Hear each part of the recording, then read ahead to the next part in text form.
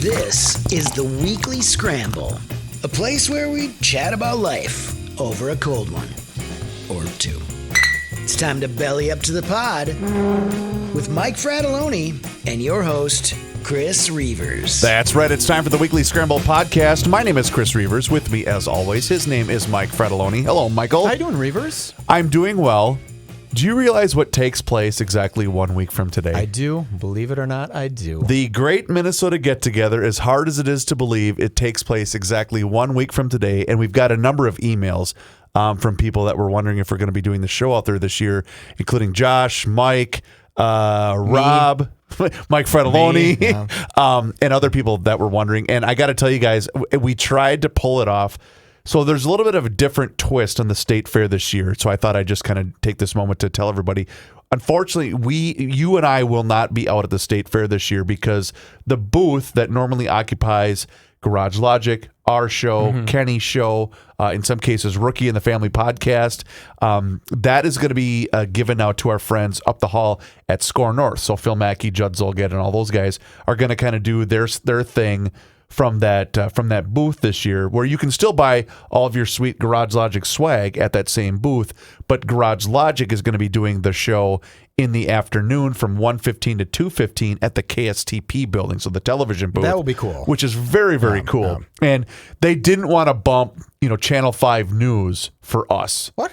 So I know it's hard to believe. If nothing's breaking. That's right. Well, what's the point? Or maybe we can go on with them on Channel 5. So let me think that out. So you're going to be at the KSTP TV building, which has that huge spot to sit. So you're going to actually have some people there watching. And what's neat is we did the show there the first year we were a podcast. So way back in 2018, which that's so hard to believe. That was 7 years ago already. But back in 2018, that's where we did the podcast.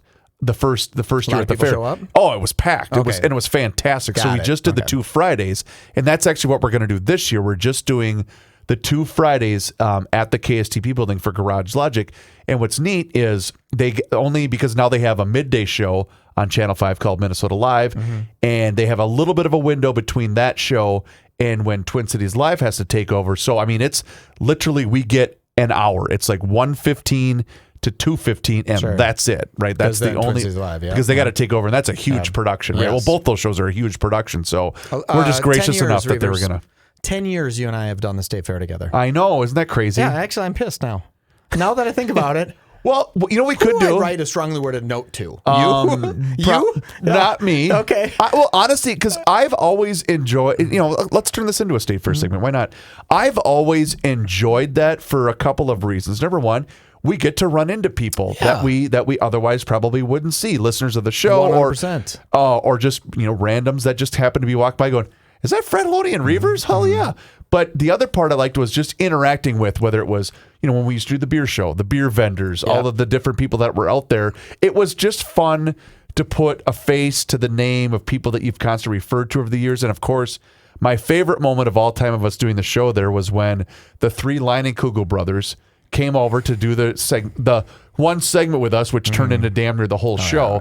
And I don't think one of them was sober, but they were so entertaining. They were so fun to deal with. It was an interesting look at just how 3 brothers, as you know, running a family business, just the way they interacted with each other. That was one of my favorite moments being out there. I'm sure one of the things too is now that we're taking over YouTube, if maybe they don't know this, people who are listening to the Weekly Scramble right now, you can watch us on YouTube. That's right. And I'm going to be a little behind the thing. When you look at our show, it looks like a thumbnail of just the Weekly Scramble front page, but it actually plays video once you start clicking. Yeah. Right? Because I think people think it might be just an audio file. It is video, so you can see beautiful Reavers, and you can see a smile and all his stuff that you got going on, right? So ladies, you can watch that. But maybe they couldn't set that up for us on the side booth, right? Because they couldn't have done that for us. So that makes a little bit more sense. So I will not have to write my strongly worded letter. But I'm going to be out there, and I definitely will reach out to the Frat Pack to let people know when I'm going to be out there, because I'd love to bump into some people. I might do some Find It at Frats if you've been following Find It at Frats. That's brilliant. Yes. Okay, I'm going to ask you something. Go ahead. And this is a little bit behind the scene to Fratelloni's, to the hardware stores, right? So I've been doing this thing called Find It at Frats, where I hide money and Gift cards. cards. And I hide it in the store. I did one today, right? So I hid $50 and a $50 gift card to Fratelloni's, and I hide it in the store a little bit. Then I give a pretty easy clue to let people know what store it is. And I'll post that at noon, and by 12:04, someone's in. I mean, it is almost instant. Really? My wife and I, so because this is getting sort of popular, I've been doing it for about 40 days. We have about 500,000 people have seen these. Wow. In Minnesota. Reavers, that's a lot That's of people. a lot of people. That is a lot of people. So let me tell you the story. So we went to the Blue Door Pub because the Blue Door Pub called me up and said, hey, we'd love to do some Find It at Frats with you. So I get Blue Door Pub gives me some gift cards. My wife and I go sit down in the thing. And I said, okay, I'm going to post this thing right now and see how long it takes for somebody to come into the Blue Door Pub. So we posted. A handful of minutes later, people start coming in to find me to win this thing, right? The first girl comes in. Her name is Britt. I'm super excited. She wins $50. She's excited. She sits in my booth with me, does a little commercial for Fratelloni's and Blue Door Pub. It's totally great. Then all of a sudden, another guy comes in. And I was like, sorry, dude. He's like, oh, shoot. I was like, will you sit down and just introduce yourself? Some magical way, I didn't bring in anything else. I didn't even consider the concept that people would be crestfallen from the second place on. So people were streaming in the whole time we were eating. I'm like, oh my God, are you kidding me? If you had even $10 gift card, whatever, anything would have been something to give them. So I felt like a total schmuck. Total schmuck. So I was like, oh crap, if I would have had like what I really should have had is a bunch of $10 gift cards, right? And I said, hey, you didn't find the big prize, but here's nice to meet you. Thanks for making an effort. Thanks for making an effort, because people kept coming in. Finally, I said, honey, we gotta go. Let's go. Let's get out of here, because we kept disappointing people. Right. So someone who runs it was working. His name is Tyson. He's working at the other Blue Door Pub. And he said, did you make it clear what Blue Door it was? And I said, oh no. People were going into the other Blue Door. Because which one were you at initially? I was on the one in Longfellow. And they were going to They were doing the one off of Como, and I was like, "Oh no!" Because I would assume you were at the one at Como. Okay. Yeah, it's and I kind of showed what it looked like. Oh my God, that's crazy! I just kind of mainly looked at the menu, right? So I mean, so I'm at a soccer game a couple of weeks ago, right? And there's a bar called the Black Heart Bar. It's right across the street from Allianz Field. Oh, okay. And if you go to the bar beforehand, everybody's wearing soccer stuff, right? If you go to the bar after the soccer game, everyone's wearing soccer stuff, but it's also gay drag show bar, right? Okay. It changes in a heartbeat. Instantly. Like, oh, okay, now it's a total different scene.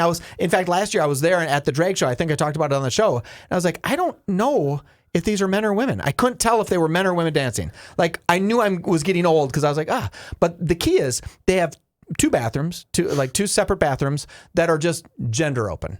Right? They're just, you go use whatever bathroom. Okay. So I'm in the one that has the urinals, and I'm sitting there using the urinal, and this guy turns to me and says, are you Find It at Frats? Oh, no. I said, oh, God. Yeah, I am. He's like, can I get your picture? And I said, what? One minute. How about we 1 minute. head out of the bathroom? The kid could not have been nicer. Okay. I mean, just super nice. My buddy was giving me a bunch of crap because somebody called me, are you Find It at Frats? Right? It was just so funny that this whole thing is happening.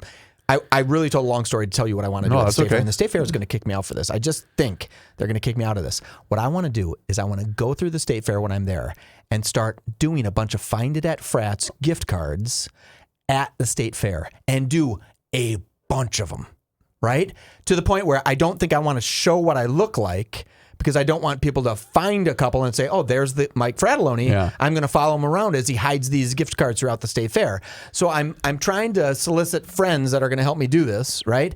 And start doing, I might do 50 gift cards at the State Fair and just make the State Fair being about the fun of finding a little cash, maybe, because I might hide cash and gift cards, and just go crazy, because I really want people to follow us on Instagram at Fratelloni's so they can see these posts. And at the State Fair, that's our demographic, right? It will be a bunch of young people who are working on this promotion, right? Yep. And it's going to be so fun. But Reavers, I have never in my life, we get a lot of press from this show, right? Mm-hmm. A lot of people watch this show. We have hundreds of thousands a month watch this show. But to start posting for the hardware store and have 500,000 people plus That's huge. pay attention to these ads Yeah. or these promotions, this Find It at Frats, that's a whole different thing. Oh, it's a game changer. It for is sure. game changing. So we're very, very excited about it. But do you think the State Fair, I forgot to get to my question, do you think the State Fair is going to say, hey, you can't do that in the State Fair? Oh, yeah. Oh, yeah. It'll So happen. do I just do it without asking? Yes. And then, because they'd have to fine me technically.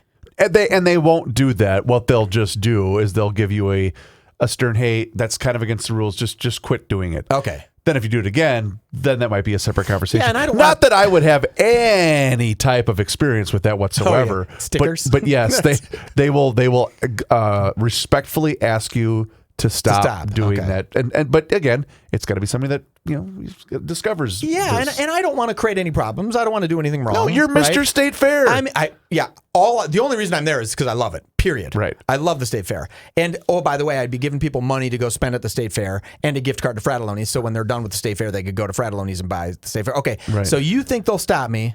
Let's see how many people can win a Find It at Frats at the State Fair before they stop me. That will be my goal for this there you year's go. State Fair. There you go. That'll be fun. And you were mentioning the frat pack. I've got to give a quick shout out because a couple of weeks ago, you were nice enough to come down to Jordan, Minnesota, and take in your boy grilling burgers at the Jordan Brewers burger place. stand. Beautiful. And you raved about it on social media and on the frat pack.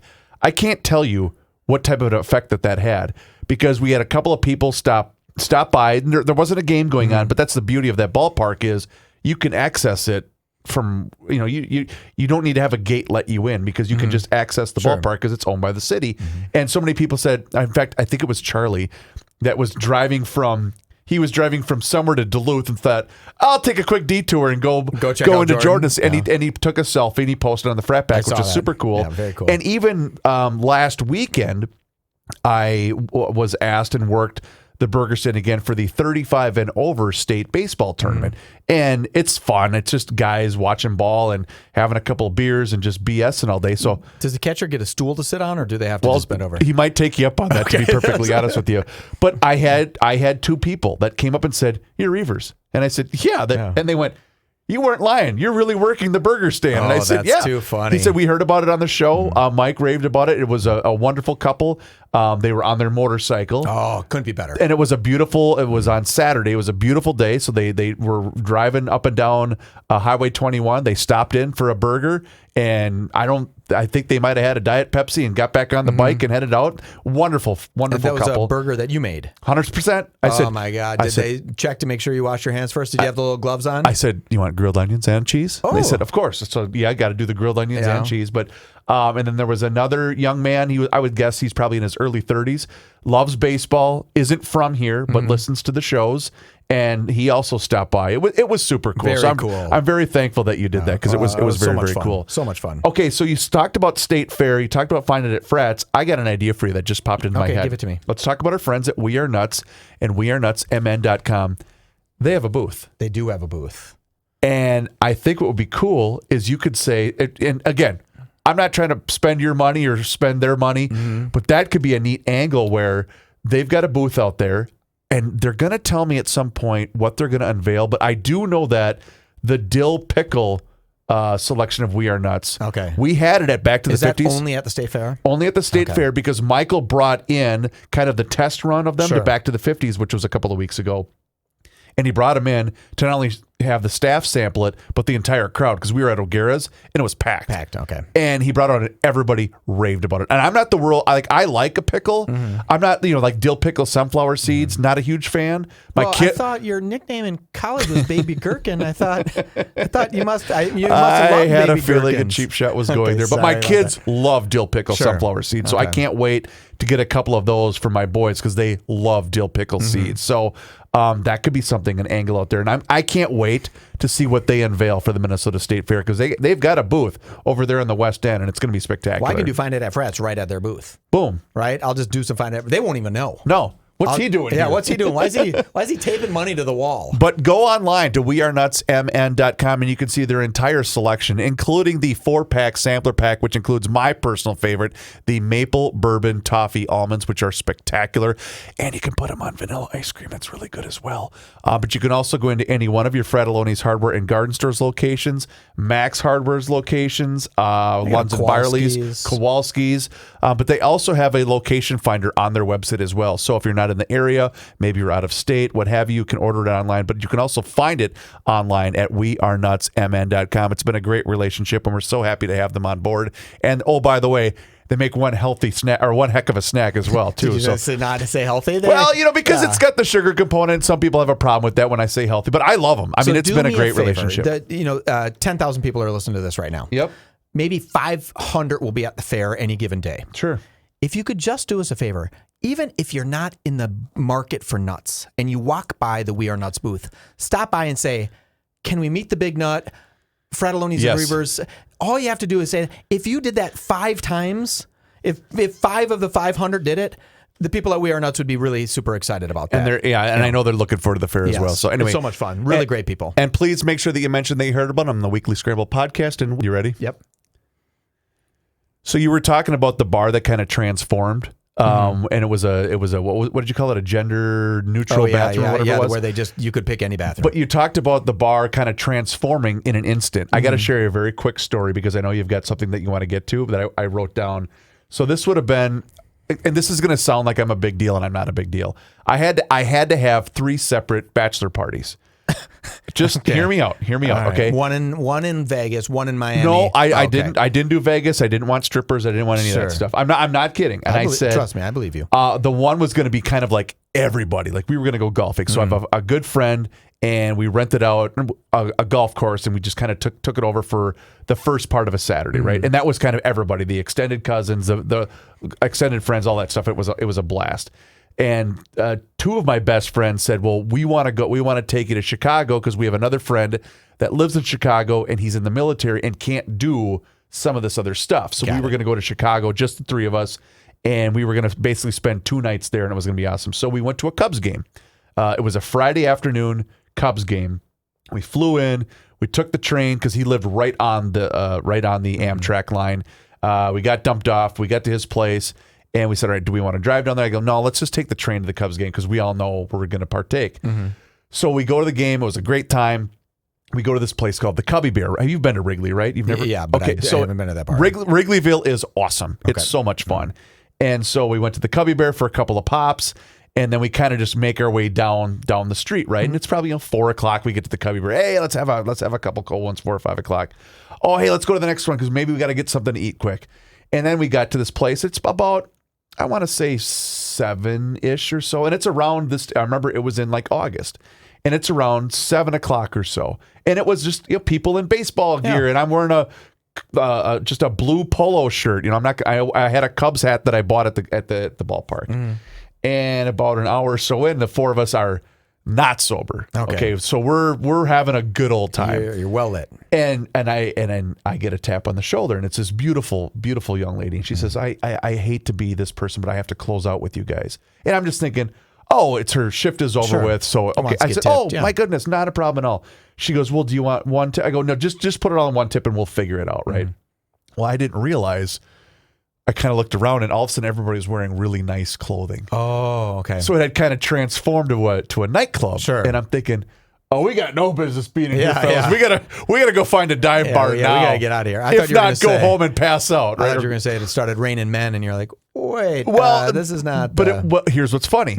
So I remember thinking, okay, it's Chicago, right? So there isn't really public restrooms. Like you've got to be at an establishment that you've been spending money at in order to use the facilities. Yeah.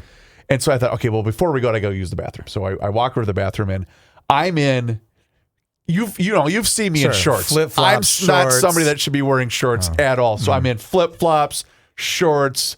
I look like I've been drinking at the Cubs game all day. You probably have some ketchup on your shirt. Right, and so same thing. Everybody's at the urinal, and I step in. It was almost like where the music stops. And everyone shows, I go, sup, fellas? And they all just kind of started to chuckle. But anyway, so I've been in those situations where all of a sudden you're like, wait, what just happened? I thought this was a a sports bar, and all of Sure. a sudden it wasn't a sports bar anymore. Well, they needed to maximize the time that they could be Cubs fans in there. In fact, right? I can tell you the exact night that it was. You're going to make fun of me so much. Oh, no. It was the night that former Twins pitcher Scott Baker almost threw a perfect game. Because the reason we were standing there and we were hanging out so late is because we wanted to watch history happen right before our eyes. Wow. Yeah, it was a cool. I should look up what date that was. That 9/11.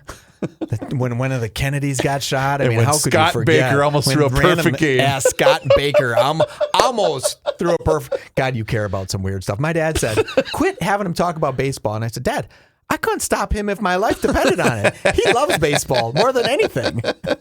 It's pretty funny. There All right, is so, something sorry, go ahead. weird.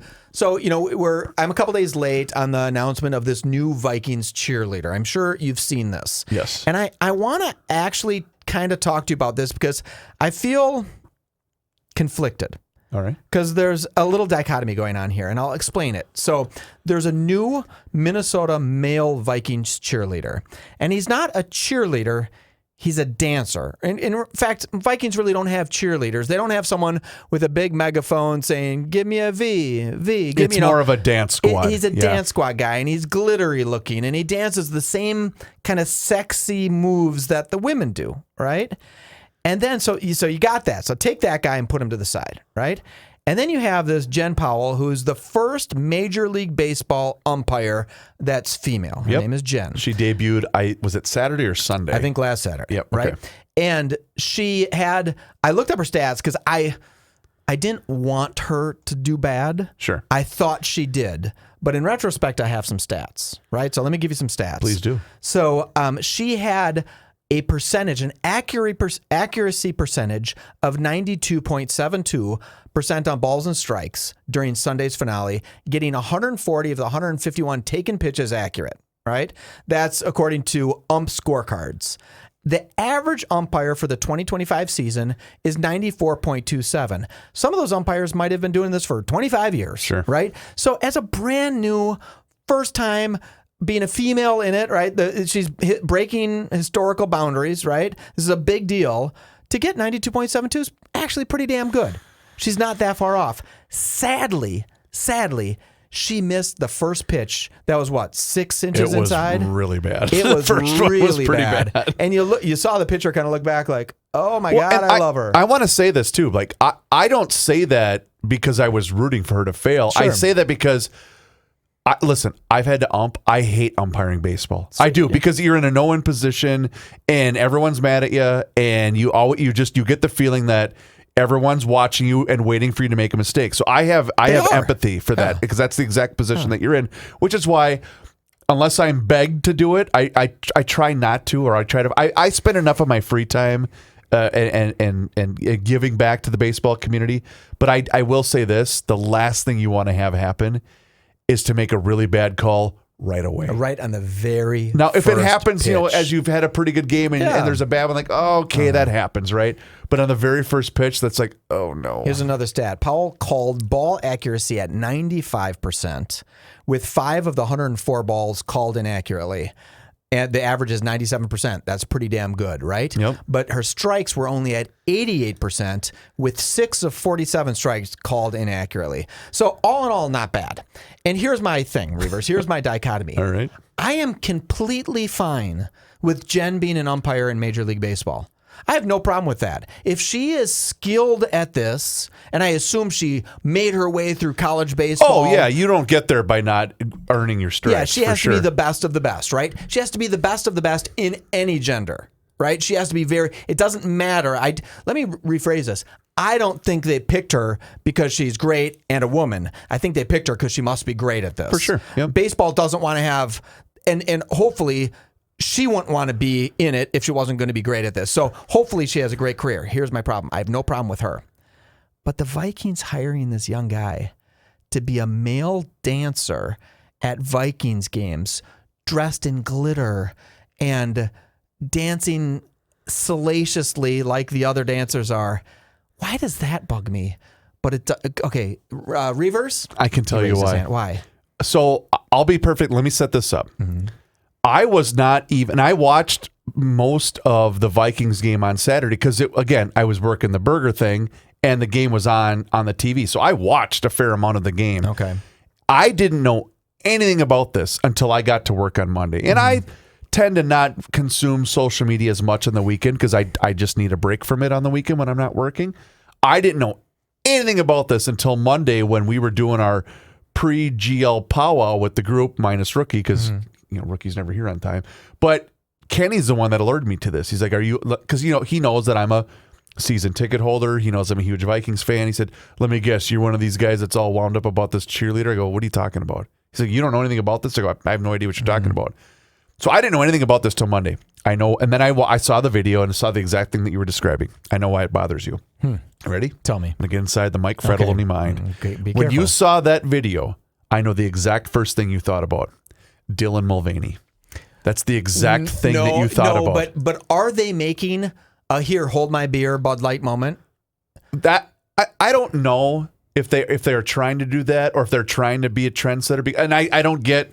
I mean, personally, I don't really give a damn They put him either way. smack dab in the middle too. It does, but the video, the social media video that they put out, he was front and center. So it does make me believe that they are trying hard to look at how diverse we are, look at how equitable we are. So the DEI slap in the face was kind of like, all right, I guess. But I think because I remember the Bud Light Dylan Mulvaney tirade that you had on, and you had a problem with the prancing and the really over the top trying to be feminine about it. Where Dylan Mulvaney wanted to be a little girl, and I'm like, oh, little girls don't drink beer. So Bud Light, why are you sending this? It was totally to creepy. A guy who's pretending he's 10. Right. That's weird. Yes. But I think that had a. It could be. I'm gonna. Hey, note to everybody. I don't give two shits if someone's gay. It means nothing to me. Don't care. It literally. Right. It is none of my business. I do not care. We're a live and let live tandem, you and I. 100%. I just don't care. I want to. And by the way, I'm never going to ask you about it. And don't tell me about it. I don't care. If you're a good person, you're a good person. 100%. Don't care who you're dating. And if you're a dink, I don't care too. Right. I just don't care. But I want my cheerleaders. Let me rephrase that. I want my dancers. Remember the Reebok performance team? I do. They were skilled dancers. They were fun to look at. It was a big, great thing to look at. And now there's just going to be a couple of guys in there that are doing the same moves as these other dancers. And okay, so I had to look up notable male cheerleaders. I just had a thought, but please keep going. So let me show you some of the notable male cheerleaders. The difference between these guys is they were leading the cheers. They weren't bumping and grinding like this guy. So they were the I don't even know what the cheer name of it is. captains. They were holding. Picture this thing, that big thing where you go like this and you're like, right. "Go Yale!" and Right. you say something about Yale. George W. Bush. Oh, was I a did not know cheerleader. that. Okay, Aaron Spelling from Fantasy Island fame. Really? James Stewart, Jimmy Stewart. Wait. You mean the Aaron Spelling, the creator of Beverly Hills 90210? Yes, that Aaron Spelling? Tori Spelling's dad. Wow. Dwight D. Eisenhower. Really? Franklin Delano Roosevelt. Samuel L. Jackson. Come on. Samuel L. Jackson lent you his imagine what he legendary was- voice to the squad at Riverside High in Chattanooga, Tennessee. Can you imagine what he was saying through that loudspeaker? You know what he'd say? Say it again. Say it again. Steve Martin was a cheerleader. Wow. Trent Lott. Here's the one that really gets me and makes me think maybe I'm thinking of this all wrong. The Gipper himself, Ronald Reagan, was a cheerleader. And right? You know what? I'm gonna burst your bubble. Oh no. Because I don't think you're aware of this part of my past. Oh my God. Please, my whole vision of you has changed. I got to tell you, Mike, I wouldn't say dared. I was challenged by buddies of mine in high school because Freddie the Falcon, the famous mascot for the Faribault Senior High School team. All right.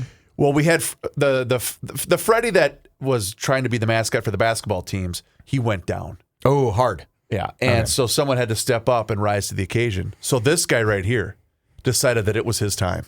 So and you didn't twerk or bump and grind. No, but I was a hell of a mascot. You were a mascot. That's a whole nother league. Okay, fine. Mascots I are was trying gentlemen, to burst your bubble. Scholars.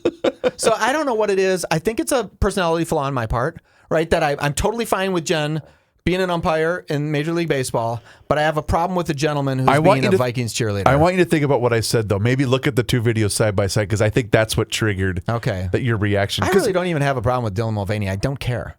I just don't care. Right. I don't. The only thing I thought with that is, with Dylan Mulvaney, is that Bud Light just was so dopey. Like, what a dumb What thing. do you do? Yeah, right? what are you doing moment. You're feeding beer to a person who's, if we're supposed to believe that person is who they tell us they are, it's a 10-year-old girl. Oh, well, you don't feed beer to a 10-year-old girl. Oh, and by the way, your stock still is in the tank, and you still haven't recovered from it. Still haven't recovered. All right, so you were not able to hang out with us. You were otherwise occupied, but I got the chance to hang out with Ben and Mrs. Master Maples on the Mimi last week. Please tell me that Mrs. Master Maples is 5'1". No, well, he's tall. He's 6'11", and she's just about as tall as I am. Yeah. Oh, okay. So she's tall. So they're gonna have giant children. She could not possibly have been sweeter. Okay. Just a wonderful couple. In fact, he was telling me some of the cool things that I'm not allowed to discuss yet. Okay. But some cool things that they have in the works that are coming up here probably by, I would say, fall, maybe early winter. That's going to be really neat. But I got to tell you, the line of Masters Maples products has taken the world by storm, and I'm so happy that it's been working out for him. He's ecstatic. And he's so cool. By the relationship, and a cool Ben guy. is such a great guy. And it's 100% pure maple syrup made right here in the great state of Minnesota. And it's also not just syrup, but it's pure maple sugar. And it's also we've got a bunch of time left here for grilling. Seasonings and rubs that they make are just phenomenal as well. And you can order all this stuff online at mastersmaples.com. And I've got to tell you, the savory seasoning on burgers, and I even used it on fish. It's so good. So when he came to this party you were at, and you guys were eating dinner, does he reach down to his sport jacket and pull out a tiny little bottle? I'm not kidding. A tiny little bottle of syrup? Well, you know who he was sitting next to? Who?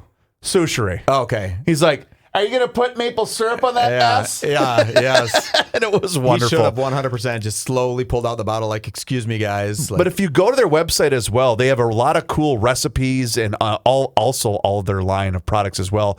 But it's also a chance to sign up for their newsletter. And he does really include a lot of cool deep dive things on maple syrup and different things like that. Can I tell you something else about him? Cool. So Frattallone's went ahead and placed our big orders. Nice. Right? I know it's killing it because he's killing it online. Yep. Doesn't have a lot of locations here in the Twin Cities.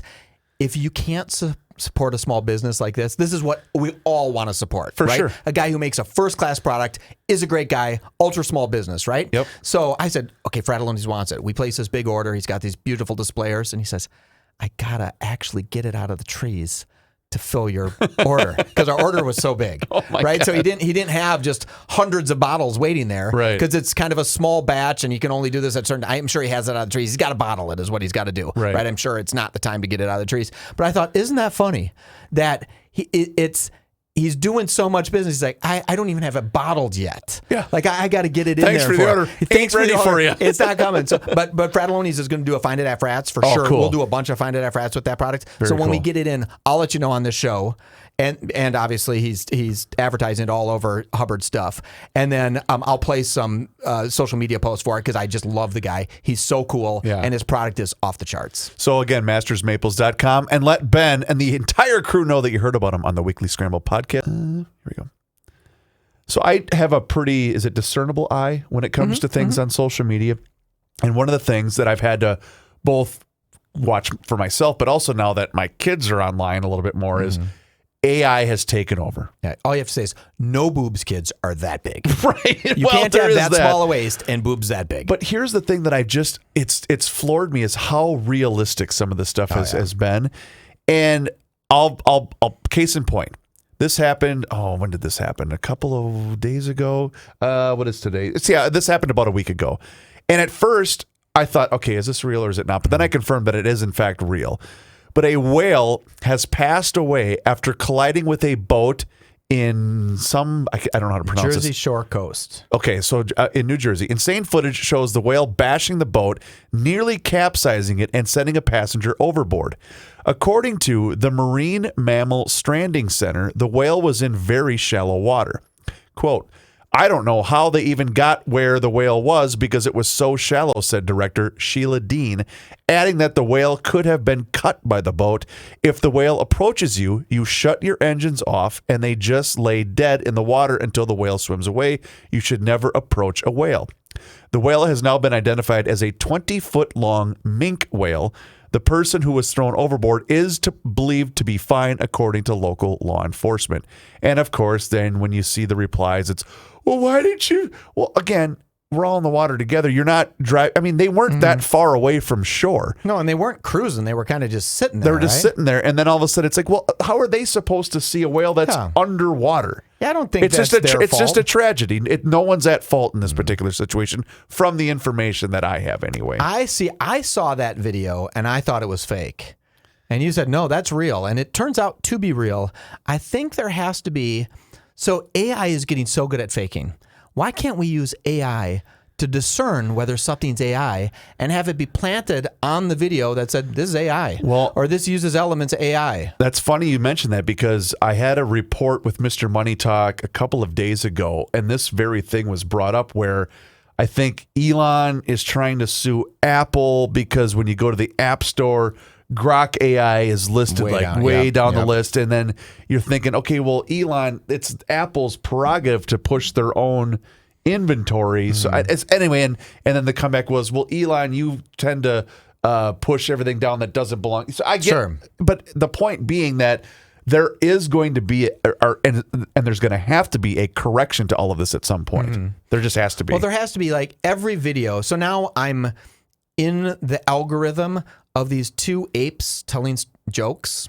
Have you seen those? Wait a minute. It's these two guys or two apes that speak English that are like fake apes. They're AI generated that tell probably jokes I shouldn't be listening to. Okay. To be perfectly honest. Right. Like not safe for work jokes. Sure. And they're becoming my two favorite comedians. These guys are obviously it's AI. So picture the two old guys from the Muppets, like that type of a setting? Well, these are like two apes walking around. Oh, they're just walking the jungle. Or they'll be sitting by a fire, or they'll they'll walk up to a lady and say, it looks like you're, like one's dressed as a doctor, and there'll be a woman sitting there in the doctor's office, and she'll be a little bit bigger lady, and one ape will say, I got some news. It looks like you're pregnant. She goes, oh my God, I'm pregnant. No. It just looks like you're pregnant. I mean, it's horrible jokes like that, right? Horrible jokes like that. But I'm stuck in that algorithm of this. And I don't need for, my social media to tell me that's not real. But the stuff where it's like bombings are happening right now in Tel Aviv. Right. I need that to say this isn't real. Right. This is not real footage. This is AI generated. Is footage. One of the big things is it'll have a caption underneath it that reads, "Hey, this video is from 7 years ago." Yeah. And someone needs to do that. And I think AI will help us do that, right? Will absolutely help us do that because it is uncomfortable. Well, and I was going to say, because you pay a really close attention to this type of thing, because I got to be honest with you, Mike, this entire world of AI generated content, terrifies the crap out of me. And it doesn't terrify the crap out of me because of me. It's because I have two kids. And again, maybe it's going to help that they grew up with this technology and I didn't. So maybe that'll help them be able to say, well, that's fake. But I got to tell you, I'm petrified by this stuff. I think the stance that you should have today is nothing's real. Oh, that already is. I just wouldn't believe. Yeah, yes. I'm just using it for entertainment. It's the same as me watching The Simpsons. I know The Simpsons isn't real. Right. So I'm just going to go ahead and know that it's not real and enjoy it. And so all these stupid videos I'm seeing, but wars could start because of this stuff, right? Race riots could start because of this stuff, right? And every time I see things like happen like this, I'm like, ugh, if this isn't real, someone should get in trouble for putting something like this up. Well, remember what happened a couple of years ago. And again, we were in a very tenuous time in the wake of the George Floyd situation here in Minneapolis. But remember the gentleman that took his own life in the parking ramp in Minneapolis. Oh, yeah. And everyone assumed that Minneapolis police had shot and killed him, and the riots had and it was like, no, we didn't shoot him. He took his own life. Like, don't start. We don't need part 2 all over again. But you're right, because that kind of stuff can very well happen. And if someone would have taken that and made a video out of a cop shooting him, that would have been, well, we don't believe that you didn't take his own life. Yeah, there has to be a way. Do you think he's listening? Who? Elon? You know what? It's not a 0% chance. Let me say this. I made a joke about that because obviously he's not listening. But his algorithms and his Grok and his X, I bet you anything they do listen. I bet you Grok is going through the transcript of this show. Not just this show, the rest of the internet. Right. So Grok, could you please reach out to Elon and have him come up with a device that says, this video is AI-based video. And just make it that. Make it so we all know what's created by AI and what isn't. Yeah. And just have it be, and maybe the border's red when it's AI and the border's blue if it's not AI. It would solve a lot of problems. It would solve a lot. And if somebody makes a movie and it's AI-generated movie, or the ending of the movie is changed, have you heard that thing? They had a real big Indian movie where at the end of the movie, this person dies, right? And people didn't like the ending. So the people that created the movie re-released the movie with the man living at the end. All AI generated. Didn't tell the actors. Didn't tell the writer. Didn't tell anybody. The production company, Really? the producers that owned the movie, changed everything with AI and didn't tell anybody involved and re-released the movie. People in India are pissed because it's a huge movie, and they said, you're changing the whole essence. And they're like, we don't care. Are they doing that to make basically to double your ticket sales? Yeah, to make money. And the movie's been out for like 6 years. Because I got to tell you, that's freaking brilliant. That's kind of brilliant, right? Just think of all the movies. I mean, he could have said, frankly, my dear, I do give a damn. Right. Right? I mean, you could change everything. I was talking to somebody in the entertainment biz. This has got to be close to a year ago now. And basically saying that, well, this is all well and good, but the entertainment industry is going to completely change because of AI. There's going to be no stars. You can now create a movie that has just as good looking people, that has just as good looking, the best looking people. Just as explosive scenery or whatever. And it's all going to be done with a keyboard. Reavers, I sat with my buddy who is a Microsoft professional. All right. And Microsoft is just going through the roof. I don't know if you know that. I do, just because of Mr. Money Talk. Okay. I mean, it's really doing something well. And I was looking at the cost of running one AI query. So if I go into my AI provider, my ChatGPT or my Copilot or whatever I'm using, and say, hey, tell me the statistical chance of Donald Trump winning the Nobel Peace Prize, it can cost up to $4 in energy to run that one query.